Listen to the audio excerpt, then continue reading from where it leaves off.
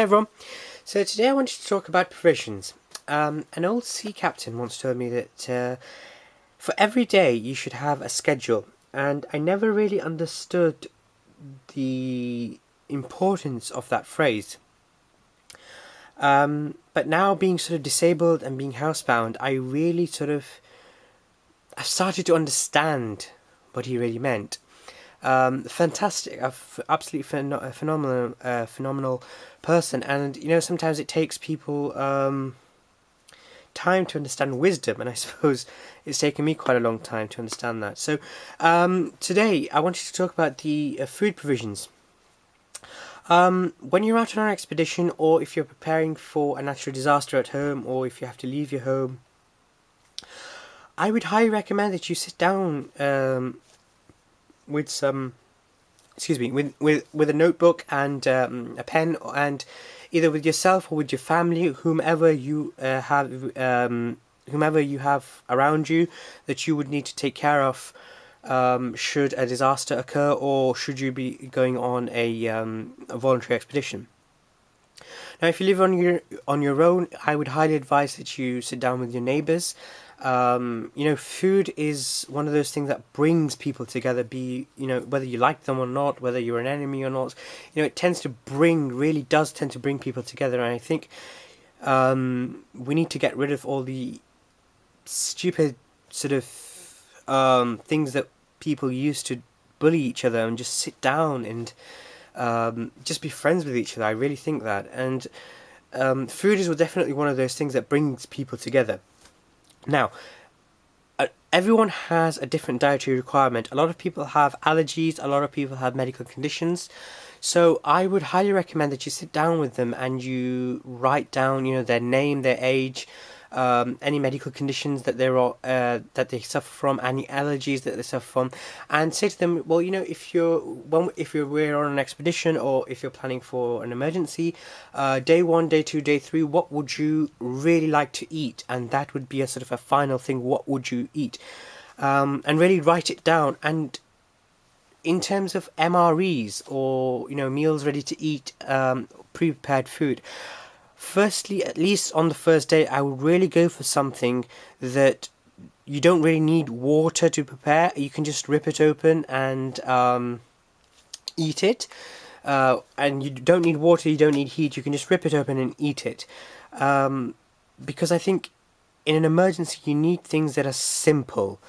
Sometimes even, just lighting a jet boil and getting something warm, and you still need water, you still need a safe place. It just kind of stresses people out, and a lot of people have, again, different tolerances in terms of how they deal with stress. So I think if you are able to you use water and get things hot, then that's excellent. But if not, then you should still have food with you that is that will give you good sustenance, but it can just be ripped open and you can just eat it. Also, definitely try out all the food. A lot of people tend to, and I'm not trying to say anything negative. A lot of people are fit. I am not fit. I had diabetes. I have MS. I have problems with my stomach and so on. So for a lot of people, you can just buy something off the shelf and you can eat it like an MRE. But for a lot of people like me, or it might be a lady who's pregnant, or it might be a child. Children tend to like something one day and never like it again in the next day, or something like that. So you really need to account for people. Elderly people might have, they may have difficulty with their teeth, or they may have a medical complaint, or they might have like a swallowing complaint. So you really need to sort of address that, and I think that will really bring everyone together. It doesn't matter if you have to take responsibility, because that again also brings people together, and it doesn't cost much. It doesn't cost the fact that you are helping people. It doesn't cost, and even if it does, it shouldn't matter, because it's sort of a human thing to help people, and I think we really should help people.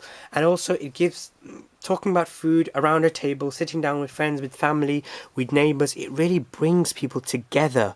And in an emergency, that is one of the best things you can ever account for. On an expedition, when things go wrong, again, that is one thing you can account for. You can sit down and you can eat. You know what you're going to eat. You're not going to have any complaints about it. And it will sort of really calm people and bring them back to sort of logic and understanding and how to deal with a negative situation. I've gone through some MREs like this, and these are sort of, they're not military MREs, they're just the civilian meals that you can just buy off the shelf, but they, again, like I said, are foods that you don't need any type of, you don't have to warm them up. You can eat them cold. That's what I like, and I have done as well. So for me, at the moment, because of my dietary needs, I have my main meal, unfortunately, is the same, but I have recently spied some, I've been looking around on websites and so on, and I've seen some pasta with pasta and tomato sauce, and it's really suitable for vegetarians, and I really, really like that, so I think I'll be changing out one of these for that. At the moment, this is vegetable and rice, so my main menu, my main meal, and pudding, rice pudding. Secondly, again, vegetable curry and rice and chocolate pudding. Now, day one, day two, I have two things that I like and I've tried. Whether it's the same thing or it doesn't matter, I have two meals which I've tried and which I've liked. So it's really, really important that you try them and you like them. Secondly, write everything down. Write down for each person's name, like I've said before, their name, their allergies, their age, things they like, and then agree with them that this will be for breakfast, this will be for lunch, this will be for dinner, and also sort of account for, you should also advise them. So if you're going on an expedition where it's be really cold, advise them, that this meal will be better for you, and then try it at home, try it in a safe environment, and then just sort out everything so that, and keep it in your notebook that stays in your bag, not in your pocket, because you might forget it. If you keep the notebook in your bag, then it'll always be there, and you can go through all the pages, and you will have everything sort of itemized and detailed. And if you have something like a medical condition, like if you have diabetes like I do, then you can say, well, okay, I'm going to eat pudding because I want to eat something nice and sweet after my meal. Then you can just look at the sugar content on the back of that.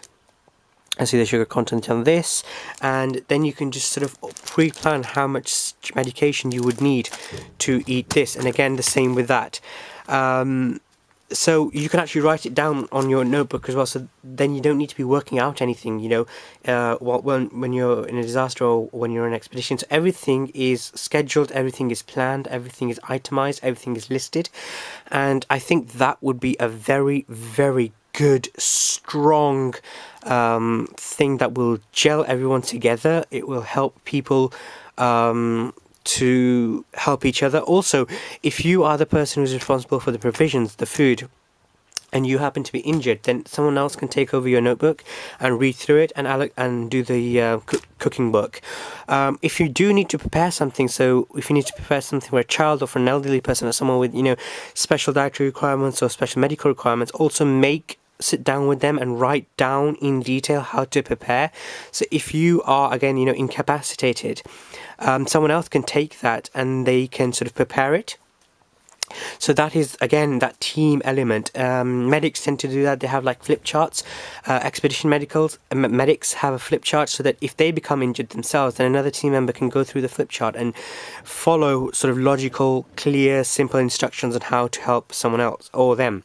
And I think you can really use that technique and that skill in food, because food, again, like I've said, it brings people together, and bringing people together is always the aim of the game, be it in a disaster or be it on an expedition. So let me know how you plan your provisions, how you account for all of this. I would love to hear your ideas and how you do it, and and if any of you out there are vegetarian, or through your own research you've come across anything that is suitable for vegetarians, please let me know. I'd really love to get more advice on things, because at the moment I live in the UK, and it's for us getting hold of anything nice and getting anything cool, it's difficult. And British companies tend to be not that adventurous like American companies. I mean, American companies, if you go up to them, tell them you want something, they'll make it for you. And they'll worry about the marketing and the thing later on, and they'll manage to sell it as well to make a business out of it. But if you go to a British company and say, I'm a vegetarian, I would love this kind of thing, their advice is always so negative. And I've spoken to so many companies about this, and I've just either not got any replies back, or I've just been sort of fobbed off, like we say. Yeah, whatever, we'll come round to it, and they've just put me off them. So yeah, definitely, if you come across anything for vegetarians, which I am a vegetarian, I know, calm down, please let me know. I would love to get some help from you guys. And also, I hope you like the idea, and you can develop it, and just let me know how you develop it as well. So thank you very much for watching, and I shall see you on future videos. Thank you. Bye.